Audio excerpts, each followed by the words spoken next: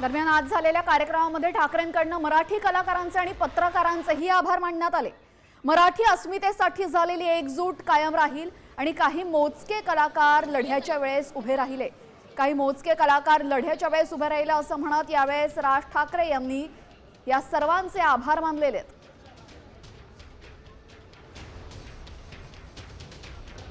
राज ठाकरेंनी काय ट्विट केलेलं आपण पाहतोय। हिंदी सक्तीच्या विरोधात मराठी वृत्तवाहिन्या, मराठी वर्तमानपत्र, अनेक दबाव गट तसेच काही मोजके कलाकार जे या लढ्याच्या वेळेस ठाम उभे राहिले त्या सगळ्यांचं अतिशय मनापासून आभार असं म्हणत यावेळेस राज ठाकरे यांनी ट्विट करत सर्वांचेच आभार मानले।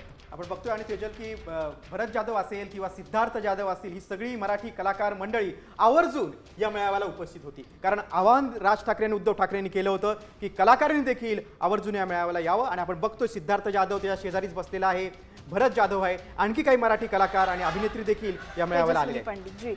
आपण पाहतो यावेळेस राज ठाकरे यांनी या सर्वांचे आभार मानलेत कारण की जो लढा होता त्या लढ्यामध्ये या सर्वांनी ठामपणे पाठीशी उभा राहण्याचा निर्णय घेतला आणि त्यामुळेच राज ठाकरेंनी आभार मानले। आता isakal.com आहे देशातील नंबर 1 ची मराठी न्यूज वेबसाईट। प्रत्येक अपडेटसाठी isakal.com ला नक्की भेट द्या।